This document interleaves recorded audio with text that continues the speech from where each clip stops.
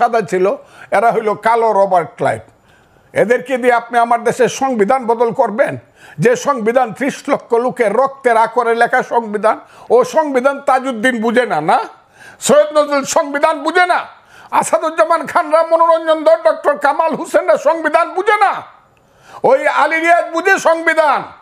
Ali Riaz doctor Kamal হোসেনের মোহরির কাজ করে দেখ তো বুঝে কিনা, ডিক্টেশন নিতে পারে কিনা।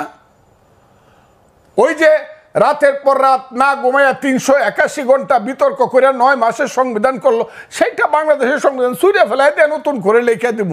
কেসকি বান্দির পুতের নাম সুলতান খা, বাংলাদেশের সংবিধান লিখে দিব। আমার তো সহ্য হয় না। এরা কারা? ইলেকশন করো, মেম্বারের ভোট পায়ে দেখাও যে আমি মেম্বার, যে 2500 ভোট পায়ে মেম্বার হয় ইউনিয়ন পরিষদে, আমি সেই ভোটটা পাইছি, দেখাও। বাপের বেটা হইলে গোপনে করো কেন? সকালবেলা একরকম কও, বিকালবেলা আরেক রকম কও, অন্ধকারে রাখো, মানুষকে মুনাফেকের মতো বিশ্বাসঘাতকতা করো, ছোট ছোট বাচ্চাদেরকে দিয়ে চিলড্রেন পার্টি করাও, আর মাথার মধ্যে হাত দিয়ে বলো তোমরা হবা বাংলাদেশের নেতা। ছাত্র তরুণরা বাংলাদেশ চালাবে। সেই ছাত্র তরুণ 9-এ পড়ে, 10-এ পড়ে, মেট্রিক পাস করছে, সে যদি দেশ চালায় তাহলে তো আমি ফজলুর রহমান 70 ঊর্ধ্ব ব্যক্তি গিয়ে আমার গিয়ে ক্লাস 9-এ ভর্তি হতে হবে, ওই গোলাম মোরার ননির গিয়ে আইএ ফার্স্ট ইয়ারে ভর্তি হইতে হবে, না তো স্কুল কলেজ সব বন্ধ হয়ে যাবে। সমস্ত ছাত্ররা এখন ইউনো অফিসে গিয়া, ডিসি অফিসে গিয়া, বিভিন্ন মানে ওয়াটার বোর্ডের অফিসে গিয়া বসে থাকে, সচিবালয়ে গিয়ে বসে থাকে, ডিসি কিভাবে পরিবর্তন করা যায়, কাম কিভাবে নেওয়া যায়, প্লট কিভাবে নেওয়া যায়। এর জন্য এই দেশটা আমরা সৃষ্টি করছিলাম। আমার দেশের সমস্ত তারুণ্য ধ্বংস হয়ে যাচ্ছে। এক একটা ছেলে 5ই আগস্টের আগে আমরা মনে করছি এরা বুঝি পৃথিবীর সবাই ফিডেল ক্যাস্ট্রো চে গুয়েভারা, আর এখন দেখা যায় আঙ্গুল ফুললে কলা গাছ, কলা গাছ ফুললে বট গাছ, বট গাছ ফুলে দূরা বট গাছ হইছে। ঘর আছে দর নাই, মানুষ আছে রাও নাই, বাড়িতে একটা ঘর নাই, দরজা নাই, সেই সব ছেলেগুলা বিমানে যায় বাড়িতে। এগুলো আমরা দেখি, আমি দেখার দরকার নেই, মানুষ দেখে এগুলা।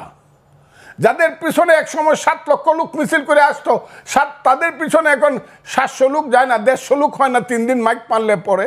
তাদের সাথে আবার ইউনুস সাহেব গিয়া মিটিং করে প্রথম, এনসিপি পার্টি প্রথম, আর এদের পিছনে বিএনপি যায়।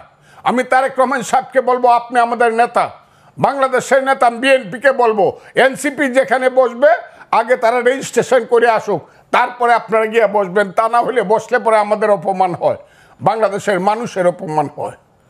এনসিপি কে?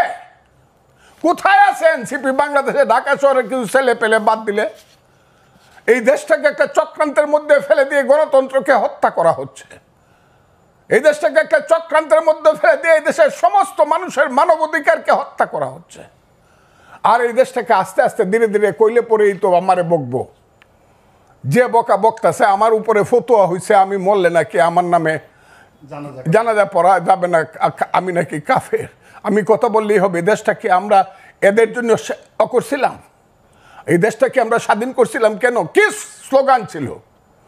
এই যে মুক্তিযুদ্ধ হইল, 47কে ভুল প্রমাণিত করে মুক্তিযুদ্ধ হয়েছে। 47 ভুল প্রমাণিত হয়েছে এদেশে 52 সনে।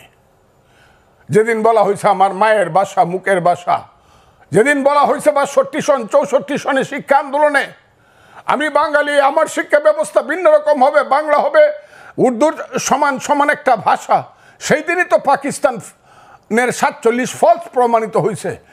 যেদিন 6 দফা দিয়ে দিছে শেখ মুজিবুর রহমান, 7ই জুনে যেদিন স্লোগান হয়েছে তুমি কে আমি কে বাঙালি বাঙালি, যেদিন 69 সনে 11 দফা আন্দোলনের স্লোগান দিয়ে আসাদরা মারা গেছে, মতিউররা মারা গেছে, তোমার আমার ঠিকানা পদ্মা মেঘনা যমুনা, 70 সনে বঙ্গবন্ধু শেখ মুজিবুর রহমানের নেতৃত্বে 7ই ডিসেম্বর যখন মেজরিটি হইয়া পাকিস্তানের ক্ষমতা পাওয়ার কথা ছিল, দেয় নাই, যখন স্লোগান দিছে বীর বাঙালি অস্ত্র ধরো বাংলাদেশ স্বাধীন করো, সেই তো যুদ্ধ করছিলাম। আমি তো স্লোগান দিছিলাম পিন্ডি না ঢাকা, ঢাকা ঢাকা। আমি তো স্লোগান দিছিলাম পাঞ্জাব না বাংলা, বাংলা বাংলা। সেই যে বাংলা, কোন বাংলা? সেই বাংলা হলো গণতন্ত্রের বাংলা। গণতন্ত্রের জন্য দেশে যুদ্ধ হয়েছিল। ইউনুস সাহেব বুঝেন, আপনি অনেক বড় মাপের মানুষ, আপনি আমার চেয়ে 10 বছরের বড়, আপনাকে আমি এমনি ব্যক্তিগতভাবে সেলিউট করি, কিন্তু আপনি কি বুঝেন গণতন্ত্র কাহাকে বলে, ইহা কত প্রকার কি কি? আমরা যখন যুদ্ধ করি বাংকারে থেকে থেকে পাঞ্জাবির বুকে যখন ট্রিগার টিপি, পাশের ছেলেটা যখন গুলি খায় পাশাত উপরে উঠে বলে, মামা, মাকে তুমি দেখো, সেই মা পাগল হয়ে মারা গেছে। ইউনূস সাহেব বুঝেন মুক্তিযুদ্ধ কাহাকে বলে? সেই মুক্তিযুদ্ধ করে লাখ লাখ লোক শহীদ হয়েছে।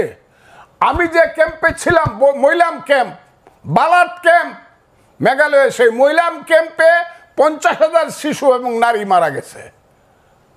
অনেকে চ্যালেঞ্জ করে 3 লাখ লোক পায়, আরে 3 লাখ না, 7 লাখ লোক তো মারা গেছে শুধু শরণার্থী ক্যাম্পে। একটা যুদ্ধে খুলনাতে 18,000 লোক একদিনে মারা গেছে। এটা 8ই ডিসেম্বর। কাজে আমি আপনাদেরকে, দেশটাকে রক্তের সাগরে দেশ হয়েছে, এইটাকে নিয়ে এত খেলাধুলা করা উচিত না। এখনো মুক্তিযোদ্ধারা জীবিত আছে। এটাকে, এই মুক্তিযুদ্ধের বিরুদ্ধে যারা স্লোগান দেয় তারা মহাপাপী, তারা আলবদর রাজাকার এবং তাদের সন্তান। এখন দেশটাকে সেই দিকে নেওয়ার চেষ্টা করছে। এক বড় মৌলানা দেখলাম বক্তৃতা করছে, পৃথিবীর শ্রেষ্ঠ দেশ নাকি আফগানিস্তান। আমি মৌলানার নামটা বলতে চাই না, বলতে পারি। আমার কাছে মনে হয়েছে, আরে বাংলাদেশ, এটা নাকি আফগানিস্তান বানাইতে চায় উনি, যে আফগানিস্তানকে লিগেল জাতিসংঘের 212টা দেশের একটা দেশ স্বীকৃতি দেয় না, যেখানে 1/3 মানুষ রাতের বেলায় না খায় থাকে। সেই আফগানিস্তান বানানোর জন্য, সেই সাম্প্রদায়িক এবং মৌলবাদী দেশ বানানোর জন্য আমার দেশে প্রত্যেক শুক্রবারে মসজিদ থেকে মিছিল বের হয়।